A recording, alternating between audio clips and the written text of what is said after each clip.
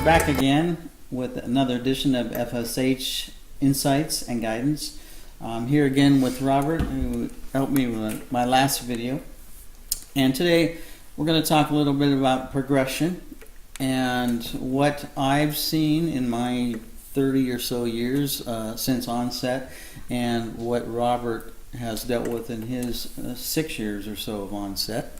I'm 58 now, he's 54.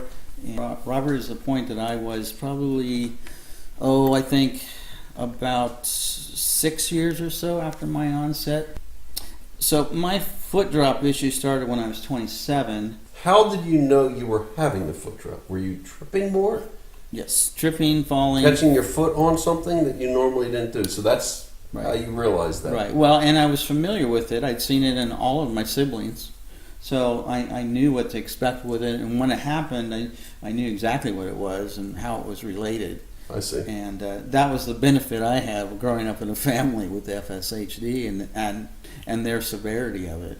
Now, with progression, if we're just on this subject matter, because FSH, doesn't it generally, again, it varies in this presentation, so obviously, but I find it interesting that you started presenting on the lower side as opposed to this and working its way down. Isn't that generally the way FS works from the face? Right. You know, well, as I understand it, that they call it that because that's where it's most noticeable, excuse me. Mm-hmm. And then it works its way down through the rest of your body. But your first thing was on the lowest. No, actually, I had winging. Okay. I had a winging issue. I had a big issue with upper body strength.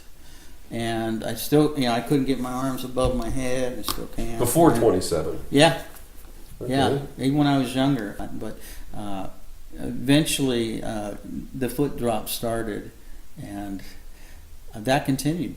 Mm-hmm. And would probably still today if I was walking around. But at about 27, I recall having that first tripping event and falling right to the ground. I was able to get up quickly, but I remember that and thinking, all right, now it begins. And so I was watching things and kind of keeping track over the years how the progression was going. And a lot of it I had to look back on, but I made some notes about it, which I have here today. And I don't really want to compare my progression with Robert's. But it's going to be interesting to see the parallels or the divergences, Right. which is going to show the similarities or how Right. the disease. So this is fine. So I was 27 when it started. By age 31, I had stopped riding a regular bicycle, and I had moved over to strictly stationary bikes. Now before that, I had changed from a two-wheeled bike to a three-wheeled recumbent bike for about 2 years. After a while, though, even with its 21 speeds, I wasn't able to pedal it anymore. And especially I wasn't able to get out of the bike. Sure. Very low. So low to the ground. So I switched over to stationary bikes, and it was working great for about another 2 years or maybe more after that. I think I have some notes. But at 31, I stopped riding the bicycle, so that's what we decided. That was how many years? 4 years after onset. 8 years after onset, at age 35, I began using an adjustable walking stick for balance and just overall security in my walking. Don't think it would have helped me if I fell, but... Did you ever find that it prevented a fall? No. I did find that the walking stick was handy for pushing buttons that I couldn't reach if I was on the ground, or banging it to get somebody's attention if I needed help for that. That was only happened once. I don't think it really helped me ever in a fall. It's just, again, it's that security feeling. Sure. I need something else I need a crutch. I need something to... Did you ever help find me it balance. helped you go upstairs by being able to put a little weight on the forward side? Yes. Or stepping off a curb, it's that little bit of an additional support than just...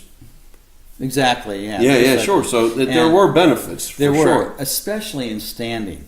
that walking stick, because of its height, I could grip it way up high and really help myself stand up. Yeah. And Sure. with the help of a power lift reclining chair, in conjunction with the walking stick, I could pop right up. It wasn't an issue for several years, and then it became even more difficult over time. So that's 8 years now. I'm 8 years now. 35. Yep, I'm 8 years into my progression, and I should add that my brothers and sister were a lot further along than me at this time. But for me, They presented earlier, too. yeah, and that was helpful for me in a way, because I got to see what they were going through and knew what to expect. I didn't have to do a lot of research to find out what was going to happen. I knew all about it. So I stopped riding 8 years after. I started using the walking stick 8 years after for balance, and 3 years later, and we're now 11 years into progression, I was no longer able to climb stairs. I could go down them, but I couldn't go up them. So that's 38 now.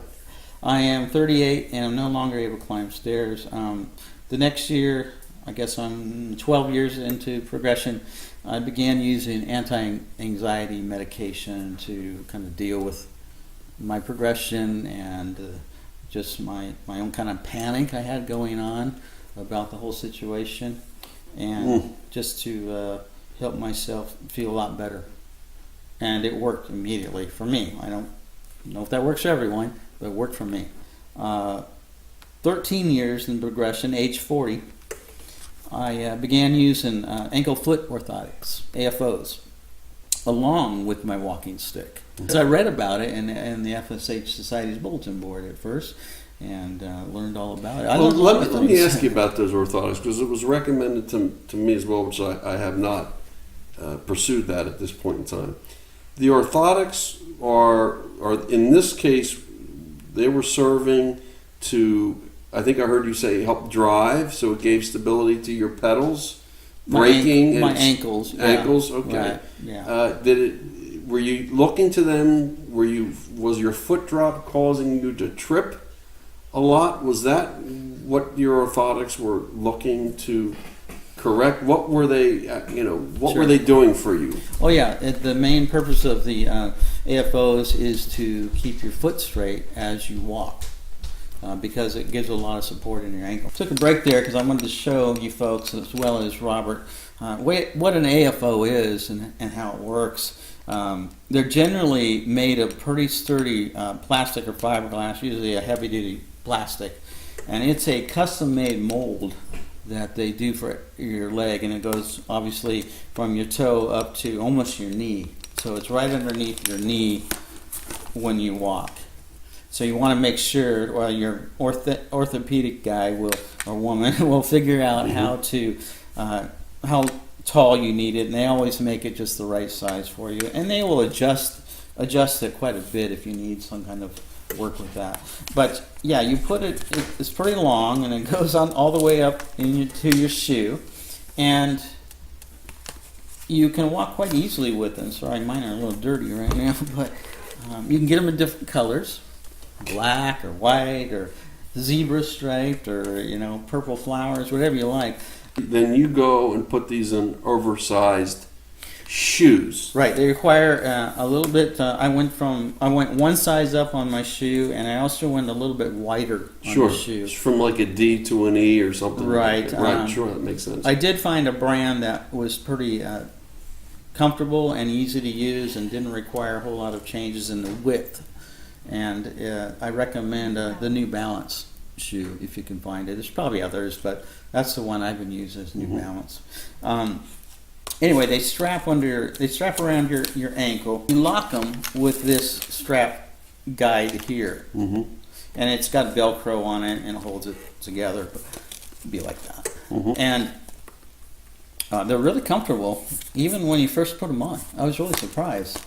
And the bounce they give you in your walk, especially when you first get them, if you're able to walk around pretty well, is incredible. But I found that was difficult with these from the beginning, is first off getting the right fit so you don't have anything pressing against your ankle bone. You get blisters or... Yeah, it's easy to get blisters. Yeah, sure. And can imagine. So you want to make sure that everything is comfortable for you. And you're wearing a sock, I assume, inside that. Yeah, Right. wearing a sock. Sometimes I'll put on an extra sock that I've cut the toe out because my sock may not go up high enough.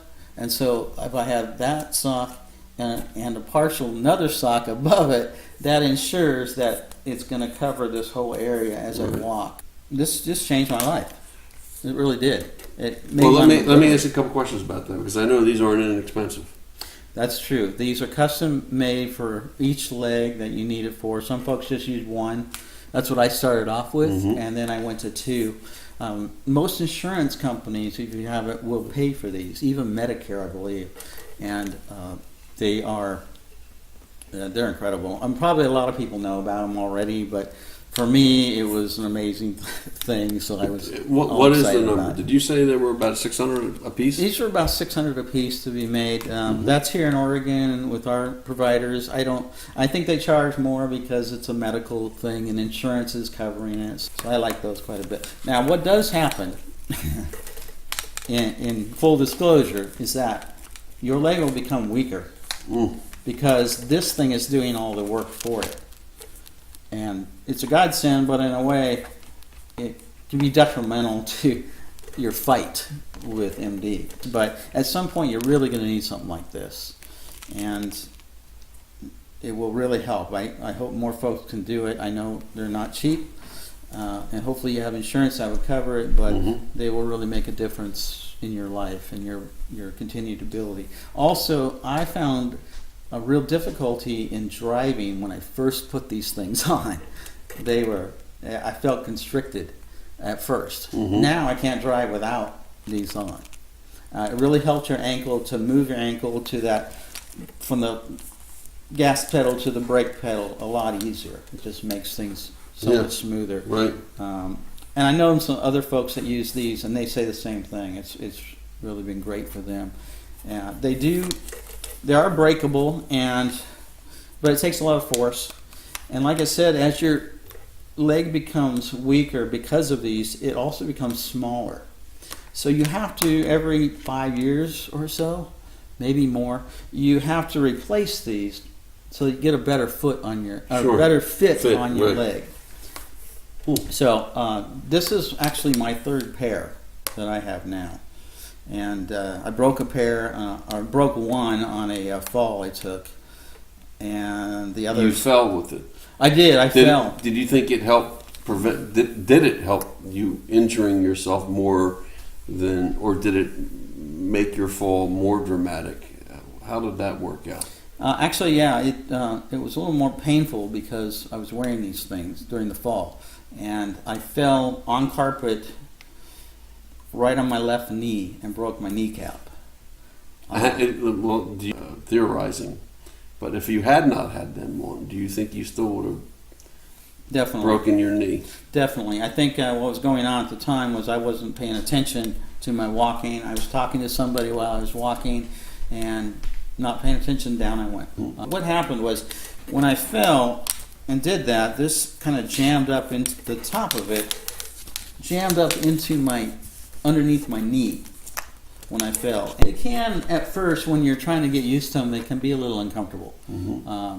But if the fit is good, you can at least break yourself in and work. And what did it do, Russ, for your gait and walking? Faster, smoother.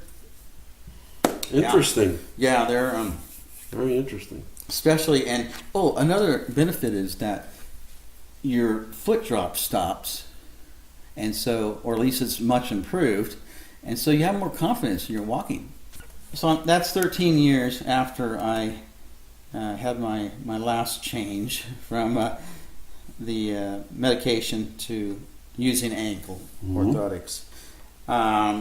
So at 43 years old, I was having a lot of problems standing up from a fall, and I was living by myself sometimes, and I didn't have any other way to get up. Let me ask you this then. Prior to that, you were able to get up when you fell? Yes, or I would find a way or technique to get up, grabbing a table, hanging over top of a coffee table, just whatever it took to get myself up, to get my butt above my knees, and then I could stand up. But I had to have my walking stick in order to stand up from there.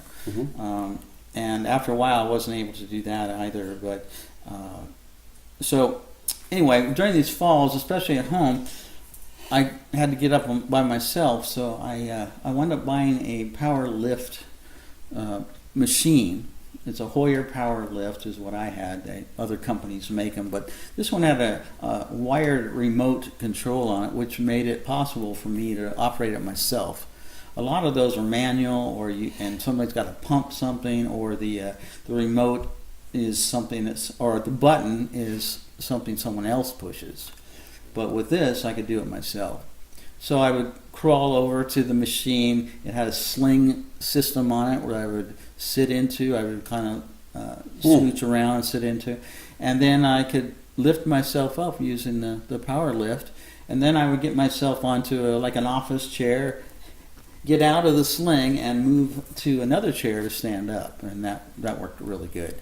And I relied on that machine for a long time. It really made a difference for me to live by myself. Is it relatively portable and light and you can carry it? Well, it's not exactly light. It's somewhat portable. It's got the wheels on it, and it's pretty easy to roll. You couldn't run it when it was plugged in. You could only run it on battery power. And so if you didn't keep that battery charged, you had to wait for it to charge before you could stand up. And did that happen? Yeah. Yeah, more than once. And it would hold its charge, but after about a week, it was gone. So you'd have to make sure. So sometimes I wouldn't fall for 2 weeks, and the thing would be out of juice. At 45, a couple years later, one of my 18 years into it, I was no longer able to get up from a fall by myself, or even really get to the machine that easily. I was having a lot of problems with it, and scooting over to getting into the office chair and then scooting over to the other chair it just became really difficult, really hard to do. And so I kind of changed course on that. And do you attribute that to the weaker upper body strength and arms? Yeah, that was a big part of it. And the legs, being able to just push my office chair with my legs to get over to the recliner was a problem. I was 46 the next year. We're at 19 years into progression, and that's when I broke my knee. I fell and broke my knee. So at age 48, I decided to go for China stem cell treatment. More part of the fight of FSHD than anything else, to be selfish about it. But also I wanted to help educate others about FSHD and the possibilities. Right, possibilities. And this was 2009. The stem cell treatment worked great at first, and within probably 10 months, it was gone. It just kind of dissipated. Then at age 51, and that's now 24 years? 24 years into my progression, I was able to purchase a ramp van and began using a little scooter, 3-wheeled scooter, to help me get around for mobility issues. Not full-time, but just from one point to the other. So at age 52, my hands were beginning to cramp up on a daily basis. And I could still only work, at that time, about 4 to 5 hours a day. I was typing a lot in my paralegal career, and I had to use my fingers a lot and my hands a lot, and it was just becoming really difficult to do that. So at age 54, we're 27 years into my progression, and I decided that I was going to retire from my work. At age 57, 30 years after my progression began, at least the onset of my progression, this was September of last year, 2017. I remember it pretty well. The last day I walked, standing had become, I couldn't even stand up in the chair. I tried to do that, and I had so much pain in my knee that there was no standing up. So I haven't stood since that date. That's my progression. That's 30 odd years, exactly 30 years of progression. These events were coming in groups of threes, it seems like, in your progressions, either with things that noticeably changed or decisions you made to adjust to those changes over those periods of time? It seems like 3s and 4s. 3s and 4, that's a pretty accurate time frame. I usually look back on my progression about every 5 years, say what could I do 5 years ago that's been a real challenge lately or has really changed for me drastically. Let me ask you this, if it's not painful for you to talk about, which is because we believe there's a correlation to the time of onset and progression. Right. That is, the later it presents, the likelihood is it's going to be slower in progression as opposed to earlier onset, adolescent onset. Would you be comfortable enough in sharing the experiences and, as you recall, the progressions as you saw with your brother or other family members that presented earlier, and contrast your progression to their progression at the earlier ages that they started also presenting? Sure, that's a good question, a good point. My oldest brother was 3.5 years older than I was, and his onset was really about 10 or 11 years old, and by 14 he was in a wheelchair. So in 3 years his transition was equating to 30 years.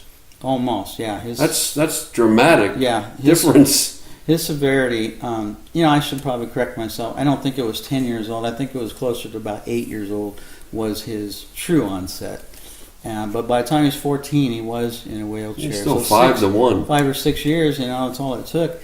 And I think it's because of his age, and his muscles just hadn't developed that much by then. And here's another question. Beyond the timing, Russ, what was his progression in the steps that you took 3 or 4 years to see dramatic changes were they similar in the facilities that he lost? I mean, was it the foot drop first?